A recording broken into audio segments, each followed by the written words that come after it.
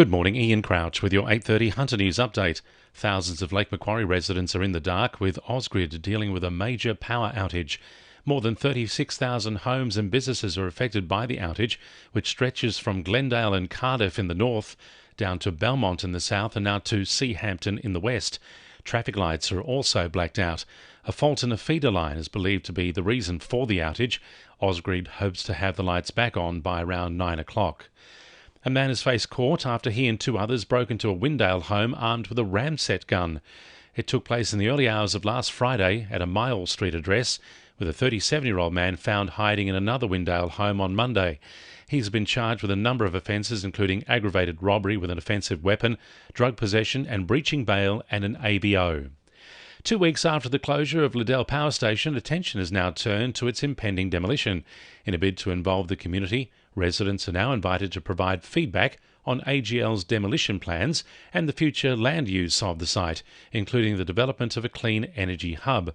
Upper Hunter MP Dave Blazell says the station's renewable future promises to bring exciting opportunities to the Hunter. The next chapter being the renewable energy hub, it is exciting. So it's about bringing the whole project through, and that's why it's so important with the Hunter Valley that people look at this DA, they throw their public comments in. It's another opportunity for people in the Hunter Valley to add their weight to the project.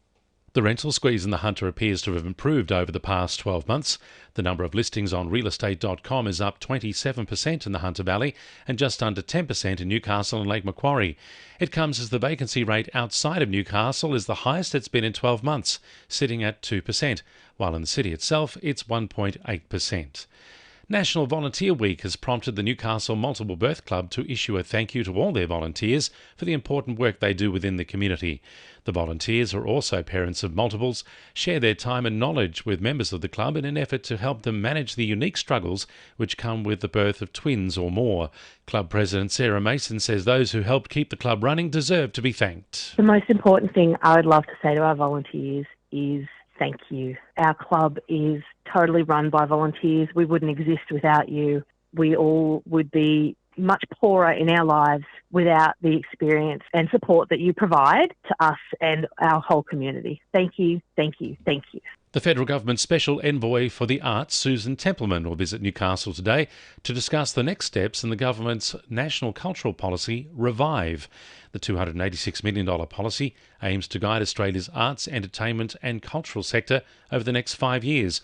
Susan Templeman will visit a number of arts and live music venues across the city and says the policy will lead to more funding for a wide range of art forms. 2NURFM Sport. Knights forward Matt Croker says their Coffs Harbour clash against the Sharks this weekend will feel like a home game. Despite the clash being an official Sharks home match, the Knights have a large fan base in the North Coast, and Coffs Harbour is fullback Lockie Miller's hometown. Croker says they know the challenge that lies ahead. They're a pretty quality side, you know.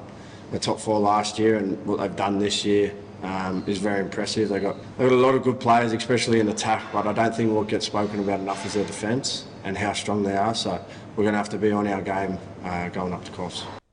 The Hunter Wildfires will field the biggest pack in the club history for their Saturday clash with Southern Districts. Coach Scott Coleman had to make some changes to his previously named side, with Clayton Franz coming in for Don Freeman and Travis Gifford for the injured Tueti Asi. The Wildfires sit on top of the table and are aiming for a club record 5 straight wins. And the Lambton Jaffers have defeated Katara South 6-0 to move into the next round of the Australia Cup, with midfielder Cam Howard suffering 2 broken ribs after a heavy collision with the Katara keeper.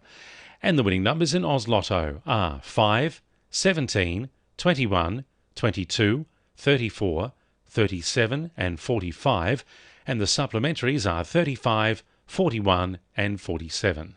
And now you're up to date with the latest 2NURFM Hunter News.